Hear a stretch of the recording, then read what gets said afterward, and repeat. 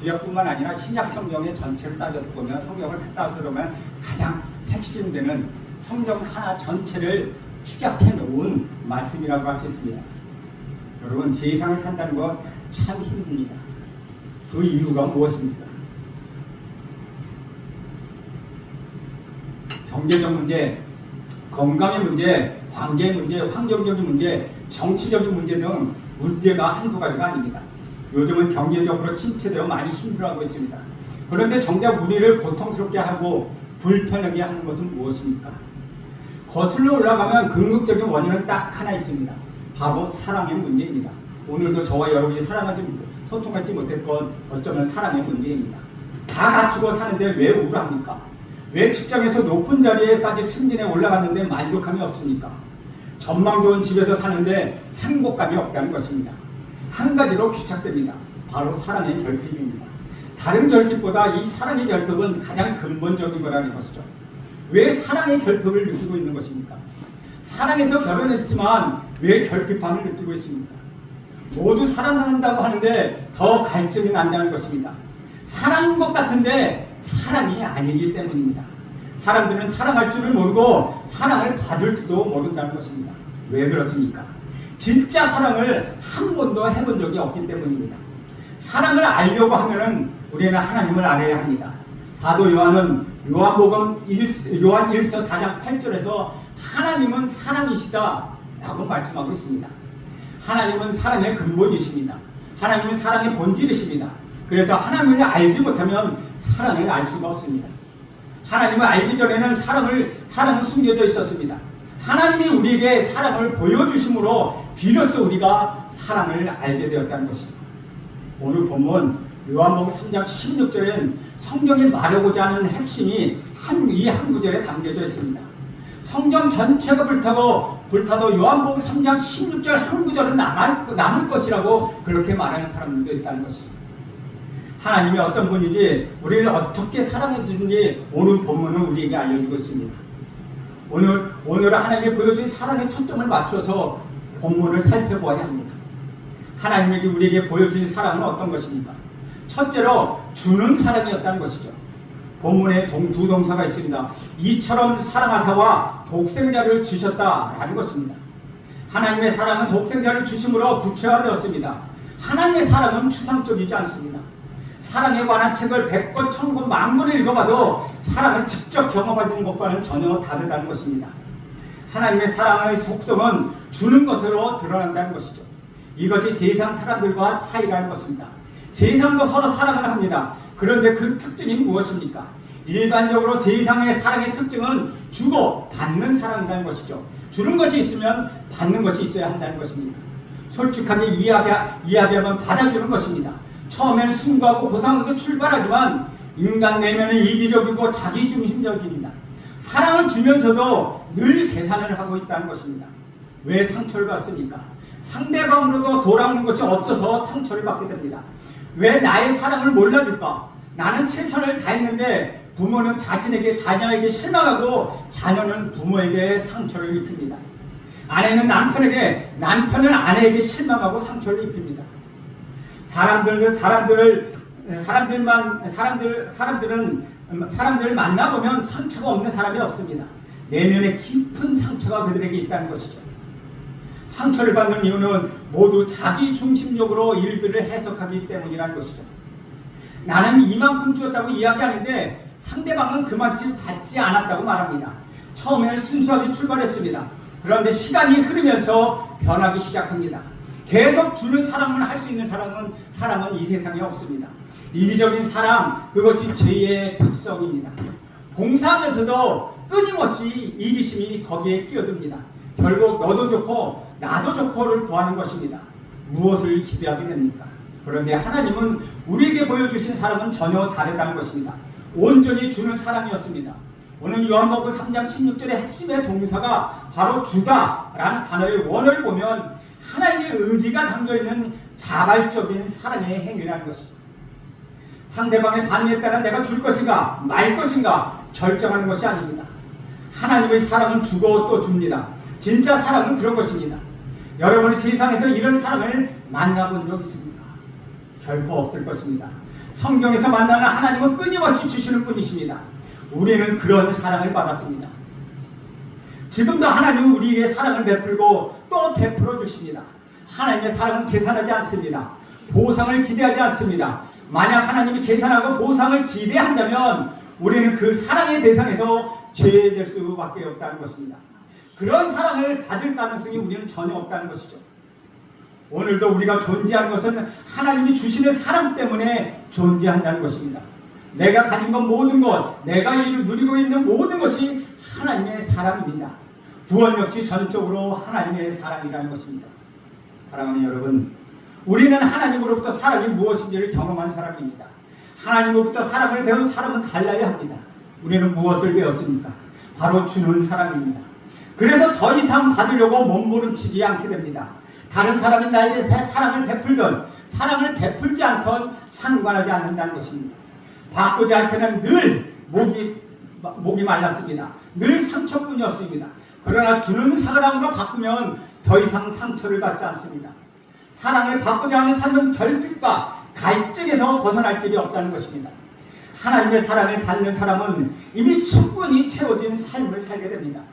상대가 어떠한 반응을 하든지 베푸는 자로 살아갈 수 있다는 것입니다. 얼마나 놀라운 변화입니까? 하나님으로부터 우리가 배운 방식을 실천해 보십시오. 받은 것보다도 더 주십시오. 하나님의 사랑을 경험하고 하나님의 놀라운 영역을 같이하여 보십시오. 여러분의 삶이 강력해질 것입니다. 하나님의 사랑을 따라해 보십시오. 여러분의 삶이 풍성해질 것입니다. 두 번째, 하나님의 사랑은 먼저 베푸신 사랑입니다. 요한일서 4장 10절에 보면 사랑은 여기 있으니 우리가 하나님을 사랑한 것이 아니요 하나님이 우리를 사랑하사 우리 죄를 속하기 위하여 화목제물로 그 아들을 보내셨습니다 라고 말씀하고 있습니다. 또한 요한일서 4장 19절에는 우리가 사랑하면 그가 먼저 우리를 사랑하였음이라고 말씀하고 있다는 것이죠. 우리 사랑 이전에 하나님의 사랑이 먼저였다는 것입니다. 사실 우리의 사랑은 사실 까다롭기 때문에 사랑의 대상을 고르고 또 고릅니다. 사랑을 줄 만한 사람인가, 그렇지 않은 사람인가 따지고 또 고른다는 것이죠. 이 사람은 저래서 안 되고 저 사람은 또 이래서 안 된다고 이야기합니다. 어떤 기준을 가지고 나의 기준 안에 들어오면 그 사람을 사랑합니다. 대부분 내 마음에 쏙 드는 사람이 별로 없습니다. 만약 하나님의 기준을 세워 사랑한다면 우리는 모두 다 아웃이 되어야 한다는 것이죠. 우리는 하나님으로부터 사랑을 받을 만한 것이 있습니까? 사랑받을 만한 조건을 우리가 갖추고 있습니까? 결코 그렇지 않습니다. 성경은 우리가 죄인이라고 이야기합니다. 그냥 죄인도 아닙니다. 죄로 머리부터 발끝까지 똘똘 뭉쳐져 있습니다. 어떤 분은 그래서 우리를 죄의 공장이라고 이야기합니다. 하나님의 심판을 받을 수밖에 없고 지금도 심판을 받아야 할 지금도 심판을 받아도 할 말이 없는 사람, 그런 사람이 참 많다는 것입니다. 사랑을 받을 만한 조건을 전혀 갖추지 않았습니다. 과거에도 그랬고 지금도 그렇고 앞으로도 마찬가지일 것입니다. 하나님이 무엇인가를 우리에게 요구하셨다면 우리는 소망이 없습니다. 그런데 우리는 전혀 사랑받을 만한 조건이 없음에도 하나님이 먼저 우리에게 손을 내밀어 주셨습니다. 로마서 5장 8절에 보면 우리가 아직 죄인 되었을 때 그리스도께서 우리를 위하여 죽으심으로 하나님께서 우리에 대한 자기 사랑을 확증하셨느니라고 바울은 고백하고 있습니다. 하나님은 어떤 조건을 가지고 우리에게, 저와 여러분에게 다가오지 않습니다. 일방적으로 먼저 손을 내밀어 주십니다. 이런 사랑은 참으로 낯이 섭니다. 세상에서 한 번도 경험하지 못한 그런 사랑입니다. 가정에서도 경험하지 못했습니다. 사랑을 받으면서 노력을 해야 한다는 것입니다. 실수하거나 약점이 보이면 그 순간의 사랑은 고사하고 심판을 받습니다. 세상은 더 많은 인정과 사랑을 받기 위해 투쟁을 처절하게 합니다. 즉 세상은 사랑받기 위해 투쟁하는 것입니다. 사랑을 받을 만한 조건을 갖추기 위하여 세상은 자기 사력을 다합니다. 기준에 미달하면 자비 없이 아웃된다는 것입니다. 그런데 하나님의 사랑은 사랑받을 만한 것이 전혀 없는 우리에게 먼저 손을 내밀어 주시고 우리 상태와 전혀 상관없이 우리에게 다가오셔서 주시는 사랑, 그런 사랑입니다. 그것이 먼저 사랑하심, 다시 말하면 복음이라는 것입니다. 예수님의 제자들은 예수님이 십자가에 매달려 죽으실 때 도망쳤습니다. 그토록 애정을 다하여 돌본 제자들은 배반해버렸습니다. 믿음이 없으면 인간적인 의리라도 있어야 하는 것이 아닙니까? 배신은 가장 처절한 인간성입니다. 스승이 가장 힘들고 외로운 순간에 제자들은 배신해버렸다는 것입니다. 이 정도면 우리 인간관계는 완전히 끝나는 것입니다. 그런데 부활하신 우리 예수님은 디베랴 바닷가에 우리 제자들을 찾아오셨습니다. 그냥 다치지 않으시고 먹을 것 주고 것을 가져서 그들을 초대하셨습니다. 그리고 네가 나를 사랑하느냐? 라고 사랑을 확인하십니다. 정말 희한한 관광 아닙니까? 세상에서 볼 수 없는 모습입니다. 탕자의 비유에도 마찬가지입니다. 아버지는 이미 아들을 용서하고 기다리고 있습니다. 탕자가 회개하고 용서를 구하기 전에 이미 아버지는 기다리고 있었다는 것입니다. 하나님의 먼저 주시는 사랑입니다. 이것이 어떤 종교와도 근본적인 차이점이라는 것입니다. 일반적으로 모든 종교는 무언가를 갖추어 신에게 도달해야 한다는 것입니다. 그래야 신으로 탄생할 수 있다고 이야기합니다.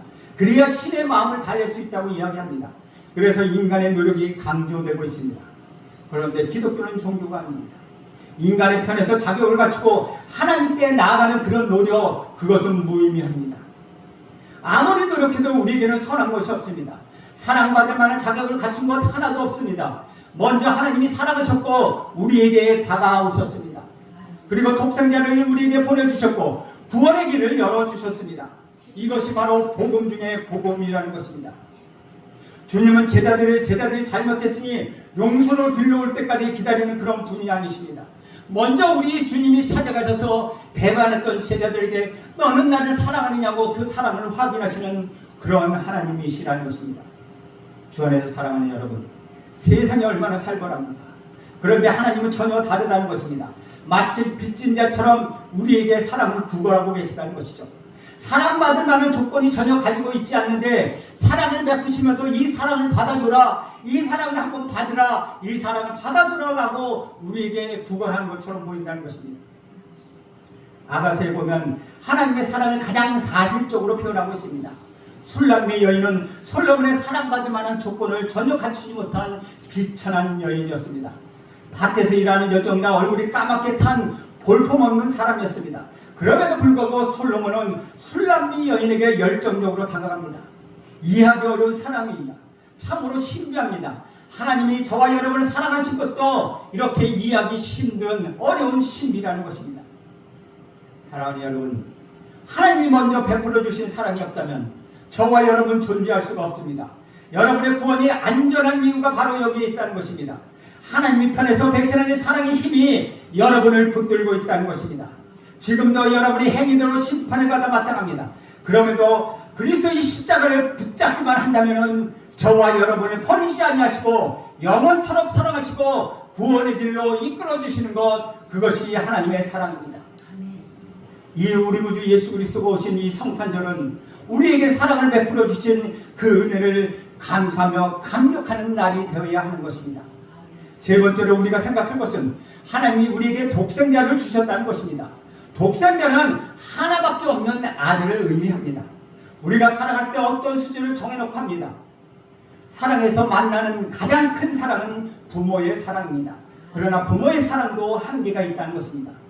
자식이 여러 명 있는 어르신에게 어느 자녀가 가장 좋으냐고 물으면 용돈을 많이 주고 잘해주는 자녀가 좋다고 말을 합니다. 이 자리에서 저와 함께 우리 하나님께 예배드린 여러분, 진짜 사랑은 하나님의 사랑입니다. 그 사랑은 모든 것을 내어주시는 사랑입니다. 아들을 내어준 사랑은 압도적입니다. 다른 것과 비교 불가합니다. 저와 여러분의 삶에 가장 중요한 것이 무엇입니까? 귀한 것들 참으로 많습니다. 그 중에 가장 귀한 것 자녀일 것입니다. 자녀가 있는 분들에게 자녀와 바꿀 수 있는 것 아무것도 없습니다. 옛날 10자녀를 둔 부모가 형편이 어려워 자녀가 없는 큰 집에 자녀 한 명을 보내고 밤새 의논했지만 아침이 되어 없었던 일로 하자고 했다고 합니다. 10명의 자녀가 있어도 한 명을 보낼 수는 없다는 것입니다. 그런데 우리 하나님은 하나밖에 없는 아들 독생자를 우리에게 주셨습니다. 어떤 의미가 담겨져 있습니까? 누군가에게는 무엇을 베풀 때 다른 것을 다 주더라도 마지막까지 포기할 수 없는 것 하나가 있습니다. 그것이 바로 자녀입니다. 하나님께서는 그것이 독생자였다는 것입니다. 하나밖에 없는 독생자를 아끼고 아끼는 존재라는 뜻입니다. 로마서 8장 12절에 보면은 자기 아들을 아끼지 아니하시고 우리 모든 사람을 위하여 내어주신 이가 어찌 그 아들과 함께 모든 것을 우리에게 여러분에게 주시지 않겠느냐 라고 말하고 있습니다. 독생자란 하나님 편에서의 최고인 것입니다. 자기 아들을 아끼지 아니하시고 라는 말씀은 우리 이해를 넘어선 사랑입니다. 우리의 어안을 벙벙하게 만드는 대목입니다. 왜 하나님은 이렇게까지 하셨습니까? 왜 나와 여러분을 위하여 하나님의 아들, 당신의 아들까지 아끼지 아니하셨습니까? 이해가 안 된다는 것입니다. 너무도 큰 사랑입니다. 하나님은 최고를 우리에게 주셨습니다. 모든 것을 우리에게 주셨습니다. 여러분, 우리가 다른 것을 의심해도 하나님의 사랑만큼은 의심하면 안 된다는 것입니다. 무지함의 수준을 넘어서는, 그것은 무지함의 수준을 넘어서는 악한 일이라는 것입니다. 우리의 구원이 어디 있는지 확인해야 합니다. 쉽게 실패할 수 없는 이유는 하나님의 거대한 사랑으로부터 그것이 출발하는 것이기 때문입니다. 아들마저 아끼지 아니하시는 분의 사랑을 경험하고 나면 우리는 모든 것이 변하게 됩니다. 이제 나라는 존재의 가치를 상상할 수 없습니다. 이보다도 더 큰 사랑은 없습니다. 우리가 다 깨달은 것은 불가능합니다. 그러나 세상에 그 어떤 것으로도 바꿀 수 없는 가장 귀한 그 아들 예수 그리스도를 우리에게 보내주신 그 사랑을 만나면 가만히 있을 수가 없다는 것입니다. 일생 누군가로부터 받은 선물 중에 여러분이 가장 귀한 선물이 있습니까?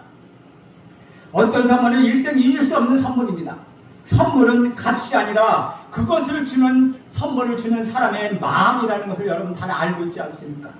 그런데 마음으로부터 표현 안 될 수도 있다는 것입니다. 남편이 아내의 매년 생일마다 내 마음 알지? 라고 마음만 표현한다면 그 마음을 의심할 수밖에 없다는 것입니다. 마음은 선물로, 그 마음의 표시는 선물로 드러나게 되어 있습니다. 하나님의 마음은 독생자를 우리에게 주심으로써 표현되었다는 것입니다. 이것은 값으로 매길 수 없습니다. 값을 넘어선 것입니다. 독생하신 예수는 하나밖에 없는 하나님의 아들입니다. 하나님이 우리에게 베풀어 주신 사랑은 상상을 초월하는 것입니다. 가장 위대한 선물입니다. 저와 여러분이 그토록 엄청난 것을 받고 사는 사람들이 아닙니까? 그냥 놀라울 뿐이라는 것입니다.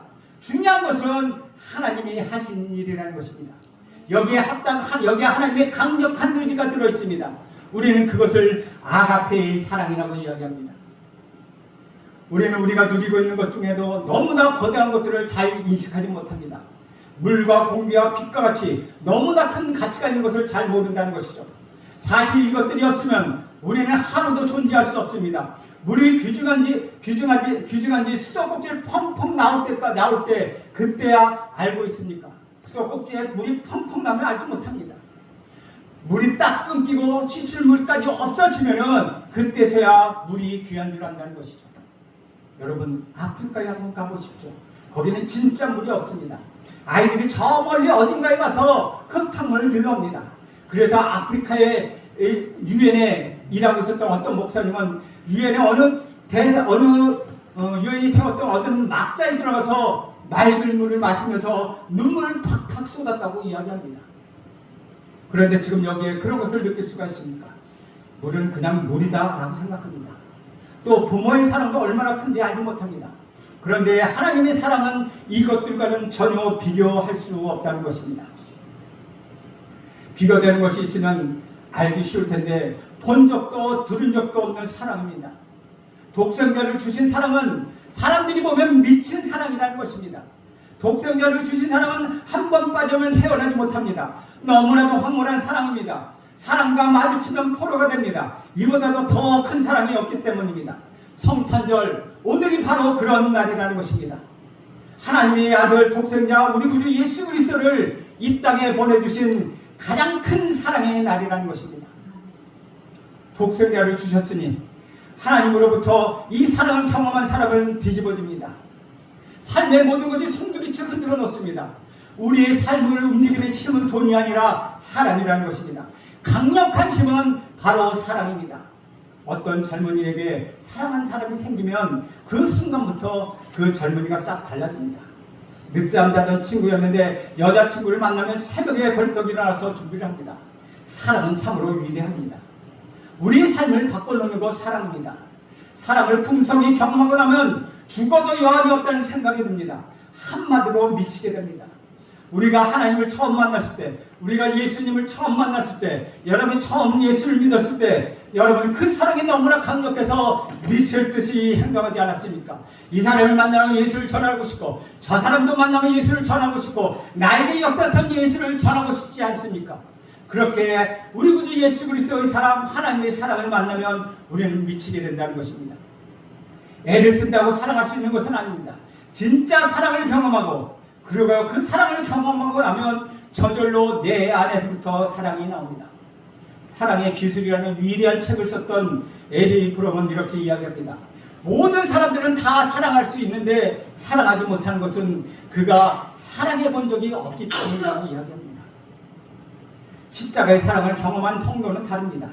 한 번쯤 그리스도를 위하여 나의 삶을 송두리째 드리고 싶은 마음 들어본 적 없습니까? 그냥 자연스럽게 결단이 됩니다. 그냥 자연스럽게 나의 모든 의지로 되는 것이 아니라 그냥 자연스럽게 그렇게 되는 것입니다. 하나님의 사랑을 경험할 때 저절로 나오는 반응, 그것이 하나님께 드리고 싶다는 것입니다. 너무나도 큰 사랑을 받았기 때문에 정신이 없습니다. 다른 사람이 보기에는 약간 맛이 간 사람처럼 보입니다. 평소에는 하지 않았던 말을 하고 평소에 하지 않았던 행동도 합니다. 거대한 사랑의 욕망 안에 푹 빠져버립니다. 신앙은 하나님을 향하여 마음을 활짝 열 때 가능하다는 것입니다. 마음의 문은 사랑으로 열립니다. 하나님을 사랑을 알면 마음이 활짝 열리는 것입니다. 무엇을 하려고 애를 쓰지 마십시오. 하나님의 사랑에 여러분 당근되어 보십시오. 사랑에 빠지지 않으면 종교 생활이 되지 않습니다. 밋밋하고 재미가 없습니다. 사랑이 세계로 들어오면 그런 것은 없습니다.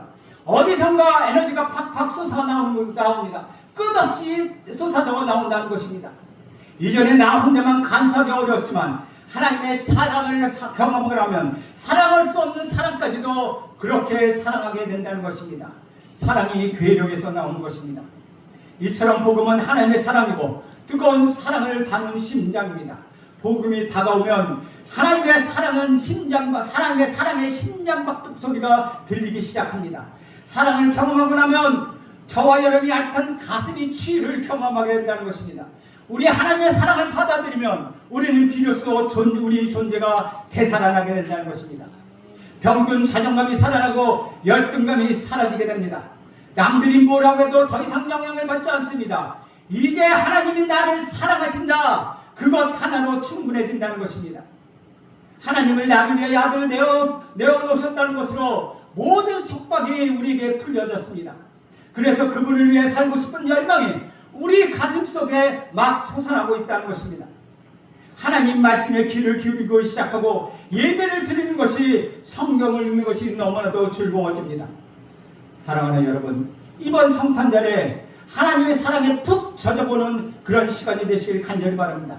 세상이 얼어붙어 있습니다. 어느 때보다 기쁨이 없는 시간들을 보내고 있습니다. 지금 우리에게 필요한 것은 하나님의 사랑입니다. 허접한 사랑이 아닌 진짜 사랑이 우리에게 필요합니다. 우리는 존재론적으로 너무나도 외롭습니다.